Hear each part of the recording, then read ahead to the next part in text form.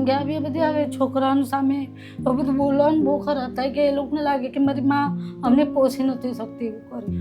વધારે મારાથી કચરા પોતાનું જેવું કામ થતું નથી એટલે વાસણને જેટલું મળે પછી શેઠાને એ લોકો જે આપે સાંજનું જમવાનું રસોઈ એ લઈ આવું પછી મારા છોકરાને હું ખાઉં. દીકરા શું નામ છે તારું?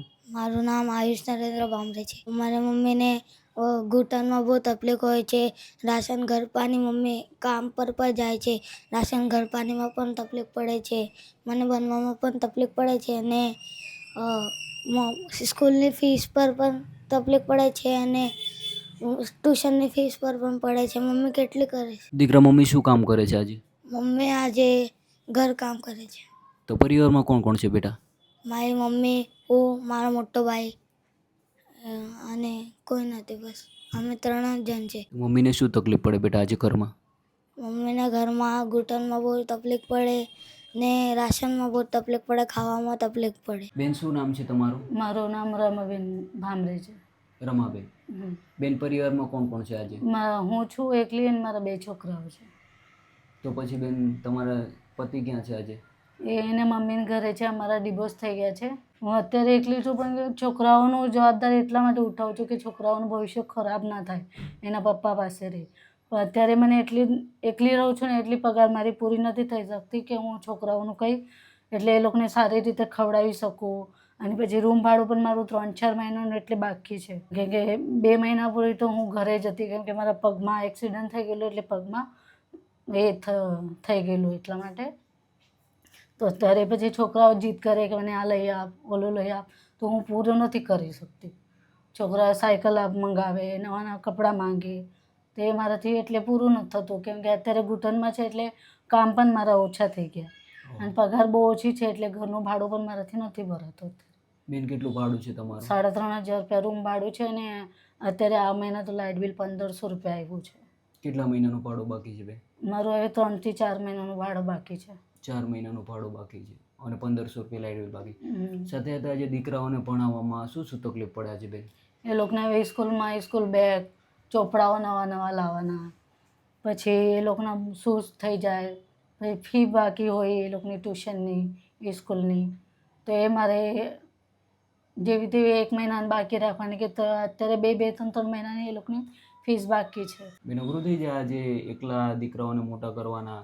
આજે દીકરાઓના પપ્પા નથી તો બહુ જીવન અઘરું થઈ જાય બેન. એ તો થઈ જાય છે પણ અત્યારે શું કરું, મારા છોકરા સિવાય મારું કોઈ નથી અને મારા સિવાય એ લોકોનું કોઈ નથી. સાથે સાથે તમે શું કામ કરો બેન આજે? હું ઘર કામ કરવા જાઉં છું. અત્યારે તો 3 જ ઘરમાં કામ કરું છું કેમ કે મારાથી વધારે કામ થતું નથી ઘૂંટણના લીધે. પછી મને કંઈ વધારે મારાથી કચરા પોતાનું જેવું કામ થતું નથી એટલે વાસણને જેટલું મળે પછી શેઠાને લોકો જે આપે સાંજનું જમવાનું રસોઈ એ લઈ આવું પછી મારા છોકરાને હું ખાઉં. કેમ કે આવી બધી આવે છોકરાઓની સામે એવું બધું બોલવાનું બહુ ખરાબ થાય કે એ લોકોને લાગે કે મારી માં અમને પોષી નથી શકતી એવું કરી. ના ના બેન, સમજી શકું કે આજે તમે દીકરાઓને આજે સાચવો છો અને એકલા જવાબદારી સમજી શકું કે નહીં પહોંચી વળે, પણ કંઈ નહીં, જે પણ થાય અમારાથી બનતો સપોર્ટ કરજો. રડોમાં તમે. અત્યારે શું છે, આ છોકરાઓ કંઈ જીદ કરે ને તે હું એમ મન પર પત્તર રાખીને એ લોકોને કહેવું પડે કે હું અત્યારે નહીં પછી લઈ આપું કેમ કે મને તો ખબર છે પછી પણ મારાથી આવવાનું નથી કેમ કે આટલી કમ પગારમાં એ લોકોનું પેટ ભરવાનું જ એટલે મારાથી થઈ શકે. એ પણ હું હવે 15 દિવસથી ખીચડી ભાત એ જ બધું બનાવું છું કેમ કે લોટ જ નથી ઘરમાં. લોટ જ નથી બેન? લોટ જ નથી, તેલ લઈ નથી, હજી વગર તેલનું મેં શાક બનાવ્યું. મમ્મીને એકલો ફીસ ભરે છે અને મને સાયકલની પણ બહુ જીદ છે પણ મમ્મી તો બોલે પાછા કરી દઉં પણ મમ્મી કરી નહીં શકે એટલો. બીજી શું તકલીફ પડે બેટા? શું જોઈએ છે તારે બીજું? મને સાયકલ જ જોઈએ છે અને બેગ, સ્કૂલની બેગ ને કપડાં જોઈએ છે, બસ એટલું જ જોઈએ છે મને. કેમ સ્કૂલની બેગ નથી બેટા તારી પાસે? છે પણ ફાટેલી છે. ફાટેલી બેગ છે? હા. સાથે સાથે મમ્મીને શું તકલીફ પડે બેટા? મમ્મી ઘૂંટણમાં તકલીફ પડે, ઘરમાં પણ તકલીફ પડે અને મમ્મી સોતાને હવે કપડાં નહીં લે, અમને કપડાં દે. દોસ્તો જોઈ શકો છો કે કેવી પરિસ્થિતિ સાથે જીવી રહ્યા છે. બેન છે કે જેમના પતિના ડિવોર્સ થઈ ગયા 4 વર્ષ પહેલાં. એમ કહી શકાય ને કે બીજાના ઘરે કચરા પોતા કરી અને દીકરાઓને ભણાવે છે, પણ એમ કહી શકાય ને કે એમનું લાઇટ બિલ બાકી છે 1,500 રૂપિયા, 3 મહિના 4 મહિનાનું ભાડું બાકી છે 3,500 રૂપિયા.